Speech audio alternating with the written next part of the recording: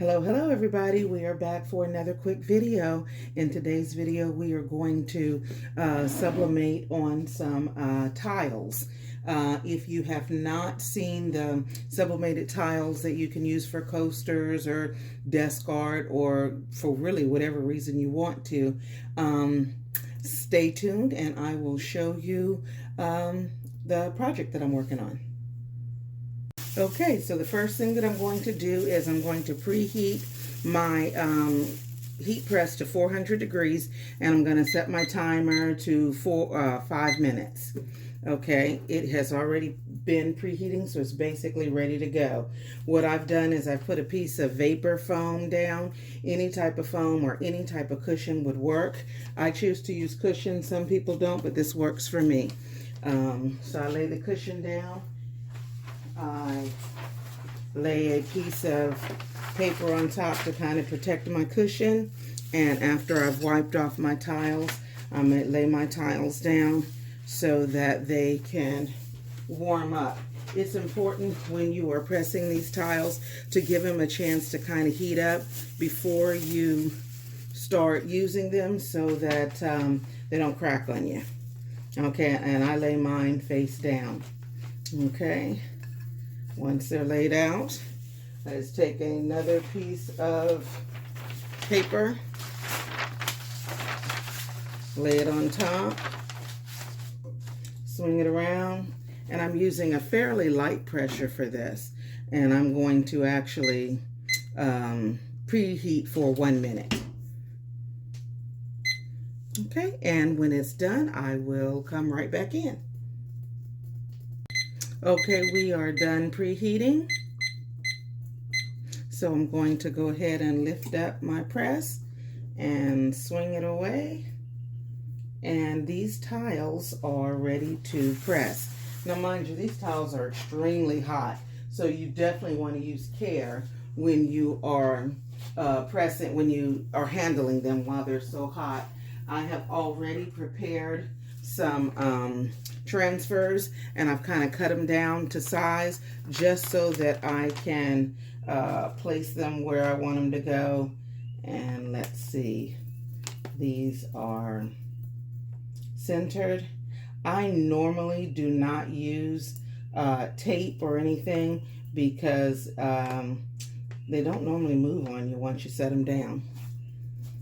If you prefer to use tape, then go ahead and use tape.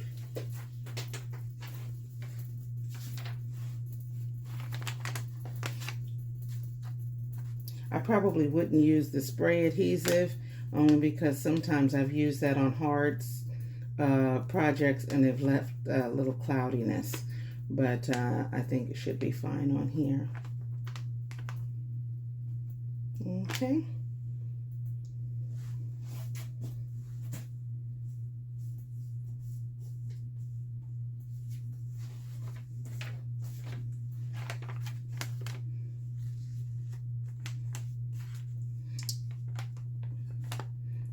Okay, and this is for a project that will be, let's see, items for gift baskets. So they will be things that you can kind of use to stuff your gift baskets to make them a little bit different. And these are actually for an order. I may make a few extra ones and put them in my store if you want to take a look at them. Maybe try them out and see if you like them. Let's see, I'm on my phone. I am all the way on my phone. Whoops. Okay, yeah, that's basically it. This is a smaller piece of foam than I normally use. If I do these again, I'll use my regular piece. But anyway, I use this vapor foam until it's so flat it has no use. Okay, here we go. Swing it on around. This timer is now set at 5. I'm going to hit the press, and I will be back in 5 minutes. Okay, it is ready to come off. It has been 5 minutes. It's pressed at 400 degrees. And I am going to, I'm going to turn this off because I don't think I'm going to press anything else right this second. Okay, so we are ready to go. We simply just lift our cover sheet off This is going to be extremely hot. So you definitely want to take care.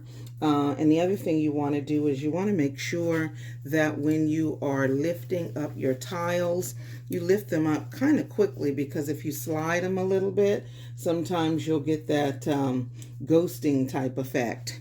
So for these, I tend to use my thinner gloves, and gives me a little bit better control.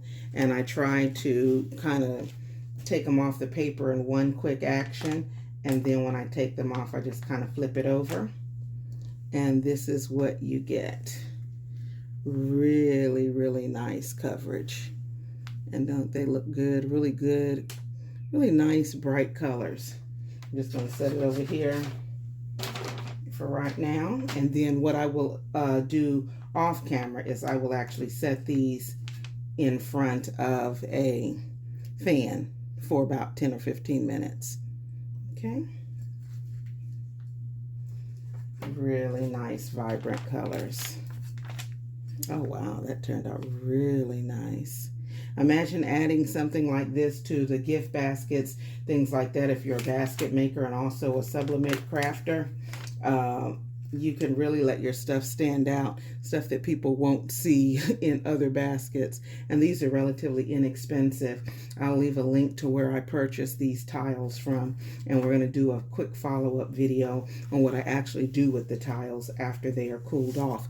But I will, actually I'll probably do that in this video. So let me move them over to the fan and get them cooled off, and then we'll do the final part of the video. Okay, we are back. The tiles have cooled, and I've added a few more that I had pressed before, but they are ready to add the cork backing on them, and then to package them to get them ready to go out. Okay, like I said, these are all cool, so it's so easy to touch them, move them around. These are the ones that we just did, and all I do is lay them down on their backs. Actually, doesn't matter, it's complete square. So lay them down on the face down. Okay. I use the pre-cut cork backing, and I'll try to get that into view. I'll put a link to where I got these from. I got them a long time ago on Amazon. So I am not sure what they cost now, but they were pretty inexpensive a while ago. Okay. These are self-adhesive, so they do have an adhesive strip on the back. I actually still use glue because I don't trust just this thin layer of adhesive. Okay, and how easy is this to put the backs on them? Like I said, lay them out. For this particular project, I am going to be using the Beacon all-purpose tacky glue. Inexpensive glue, but it works well. Remember, it already has some kind of adhesive on it.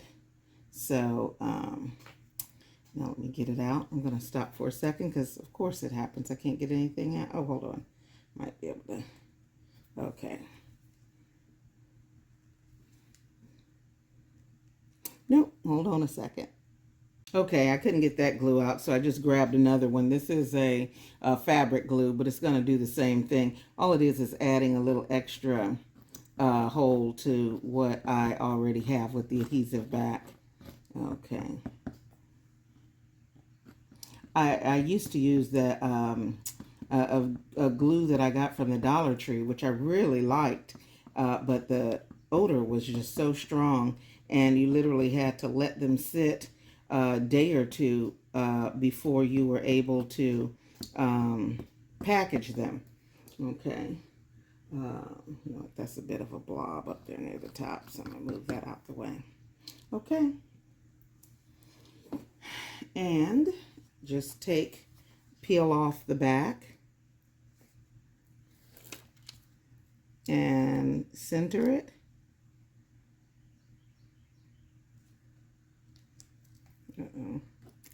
I say center it as I don't center it.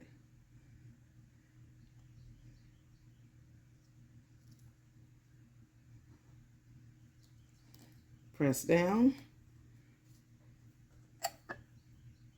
And it is on.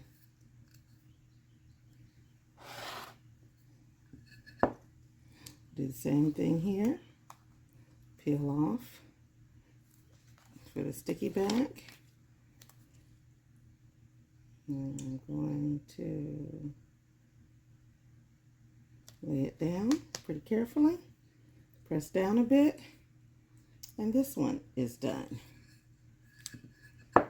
So this is a relatively easy project. And if you offer these for gift basket fillers, you can actually do themes. You can put mugs with it, mouse pads. I mean, just about anything, something that you can tie in designs together with. I'm going to do some of these with mugs and I think puzzles. And when I get those together, I will show you what it kind of looks like. And so your clients can actually be other business owners, maybe basket makers and stuff like that that don't do sublimation. And a lot of times they'll buy stuff throughout the year, put baskets together. But if you want your basket to stand out, a lot of times you can add something like this. These are coasters, but I have also sold them with the little stands, and those have done very well. Let's see, make sure I put this one in view. And this is just a little plastic, I'm in the view, yeah. It's just a little plastic frame holder. But it works pretty good with the tiles. And these are, of course, the 4 1/4 inch tiles by 4 1/4 inch tiles. I have created, I have made coasters out of them, backed with cork. You do not have to. You can put hangers on them. You can use them, you know, you can have them, I guess, however you want to use them. But I kind of like them with the cork backing. So if you want to use them as desk art, you can still put them on these little frames. But if you want to use it as a coaster and put it on your table, you can do that as well. I also make the 6x6 ones, which make great little trevettes if you want to put them on your stove to put a spoon rest or something like that. When I press some more of those, I'll do a video on that one as well. But this is just really quick. Pressing the ceramic tiles using a sublimation printer and a heat press. I did use my Epson F570 to print these out, and I think the paper that I used for this particular project was a what was that one? Oh, I can't remember the name of the paper, but it was if I remember the name of the paper, I'll place it in the notes or in the description if you want to check it out. I'm not really partial to sublimation paper. I kind of use what I have on hand.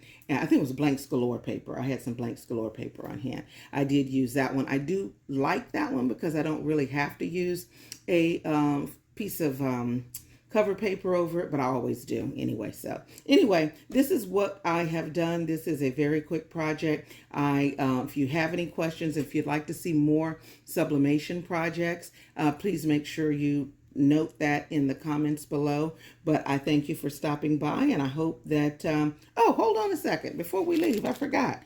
I didn't package these. I'm sorry. I'm signing off. So before we go, how do I package these? This is just a plastic sleeve that I got from Amazon.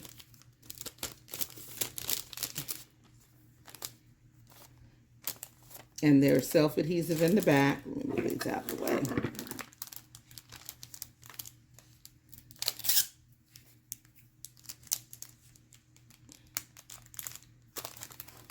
And this is how they look packaged.